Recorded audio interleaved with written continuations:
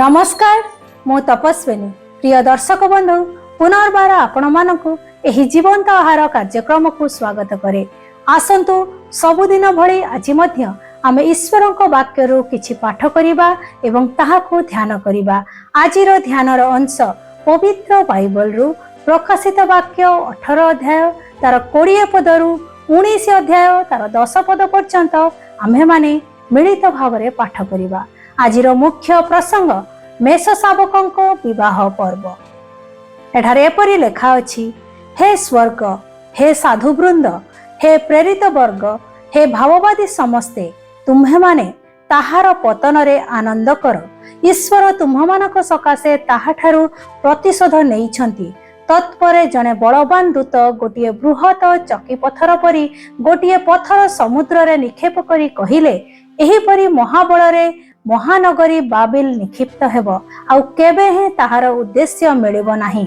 बीणावादक, गायक, बंशीवादक, तुरीवादक मानकर शब्द तो मध्यरे आउ केबे हे सुना जिवो नाही।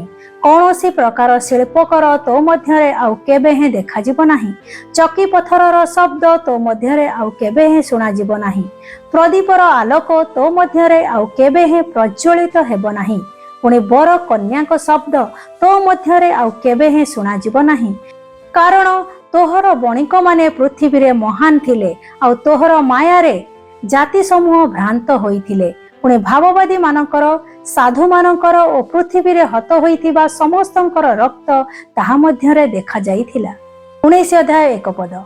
एथि उतारे मु स्वर्गरे महाजनतार शब्द परी गोटिए महाशब्द एहा कहिबार सुनिली, हालेलुया।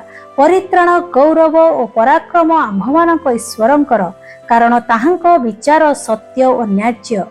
जेउ महावेश्या अपना व्यभिचार द्वारा पृथ्वी को भ्रष्ट करिथिला, से ताहाकु दंड देई अपना दासमानक रक्तपातर परिशोध ताहाठारु नेइ अछंती। पुणी से द्वितीय थर कहिले, हालेलुया। ताहार अग्निर धूम जुगे जुगे उठुथिबो। सेथिरे सेही 24 प्राचीन और 4 प्राणी उबुड़ होई सिंहासन पविष्ट ईश्वरं को प्रणाम करी कहिले, आमेन, हालेलुया। सेतेबेले सिंहासन ठारू गोटिए शब्द निर्गत होई कहिला, हे ईश्वरं को दास समस्ते, हे ताहांकर भयकारी क्षुद्र और महान लोक समस्ते ताहांकर प्रशंसा कर। आउ मु महाजनतार शब्द परी एवं बहु जल कल्लोल और घोर मेघगर्जनर शब्द परी गोटिए शब्द एहा कहिबार सुनिली, हालेलुया। कारण प्रभु आम्भमानकर सर्वशक्तिमान ईश्वर राजत्व ग्रहण करियछंती। आस आम्भे माने आनंद और उल्लास करू, ताहांको गौरव प्रदान करू। कारण मेष शावकंक विवाहर समय उपस्थित, आउ ताहांको कन्या आपणाकु सज्जित करियछि। ताहाकु शुभ्र और परिष्कृत सूक्ष्म वस्त्र परिधान करबा निमंते दियागला। सेही सूक्ष्म वस्त्र साधुमानकर धर्म कर्म। सेतेबेले से मते कहिले, लेख, जो माने मेष शावकंक विवाह भोज को निमंत्रित से माने धन्य। आउ से मते कहिले, एही सबु ईश्वरंक सत्य वाक्य। तहिरे मु ताहांको प्रणाम करबा निमंते ताहांको पाद तळे उबुड़ हेली। सेथिरे से मते कहिले, सावधान, एहा कर नाही। मु तुम्भर और जीशुंक साक्षी जे तुम्भर भ्रातृगण सेमानकर सहदास ईश्वरं को प्रणाम कर। जीशुंक विषयक साक्षात भाववाणीर सार। आजिर पठित शास्त्रांश रे ईश्वर आम प्रत्येक को आशीर्वाद करंतु। आसंतु एही पठित शास्त्रांश को आम्भे माने बुझिबा। बाबिल को संपूर्ण भावरे विचार करा जायथिला, आउ नाही। वाक्यांशटी तार संपूर्ण विनाश को गुरुत्व देबा पई 6 थर व्यवहार करा जायछि, जहां आमे 18 अध्याय 20 रु 24 पद मध्यरे देखि परिबा। जेतेबेले पृथ्वी रे बेश्या बा बाबिल पतित हेला, स्वर्ग रे पवित्र कन्या बा मंडली मेष शावक जीशुंक सहित एक विवाह भोज पालन करिवो। कन्यार विवाह पोशाक धड़ा हेबो, जहा बाबिलर पापरु निष्कलंकित होई रहिथिबा साधुमानक धार्मिक कार्य तैयारी हेबो। रोम जहा अनंत सुखर प्रतिश्रुति देइथिला, ताहा पतित हेला।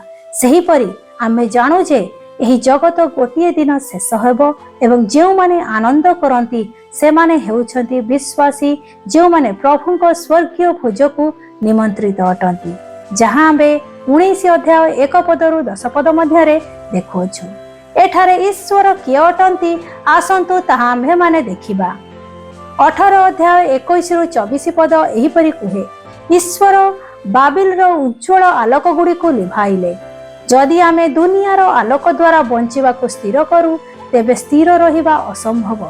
प्रभुंकर प्रकृत आलोक ईश्वरଙ୍କ गौरवर आलोक सहित मुहांमुही रहुथिबा साधु ସେହି आलोकକୁ जगतरे प्रतिफलित करନ୍ତି। मोर दैनंदिन कथा एवं कार्य गुड़िक जगतर राज्य कि ईश्वरଙ୍କ राज्य प्रतिफलित करे। आजिर शास्त्रांशरे ईश्वर आम मानकु कौन शिखांती आसंतु ताहा शिखिबा एवं आपण आपण जीवन रे ताहाकु लागू करिबा। 19 अध्याय 6-8 पद एहिपरि कुहे, जेउ साधु स्थिर एवं विजयी हुअंती से मेष शावकଙ୍କ विवाह भोजरे अंश ग्रहण करिवे। से माने हेउछंती सेही माने जेउ माने धर्माचरण करी वाक्य को अनुसरण करती एवं बाबिलीर धमकरे नई न पड़ी धार्मिक भावरे जीवन यापन करिछंती। सत्य धार्मिक कार्य बिना स्वर्गरे कौनसी परिमाणर धार्मिक देखाणिया मूल्य रहिबो नाही। आम्भे माने वर्तमान केउ भल कार्य करूछु आसंतु ताहा चिंता करिबा। आमर कार्य उपरे ध्यान देबा। आजिर ध्यान रे ईश्वर आम प्रत्येकଙ୍କୁ आशीर्वाद करंतु। आसंतु आम्भे माने प्रार्थना करिबा। धन्यवाद प्रभु, धन्यवाद ये तुम्हारी वाक्य निमते। तुम्हारी वाक्य सत्य और जीवंत अटे।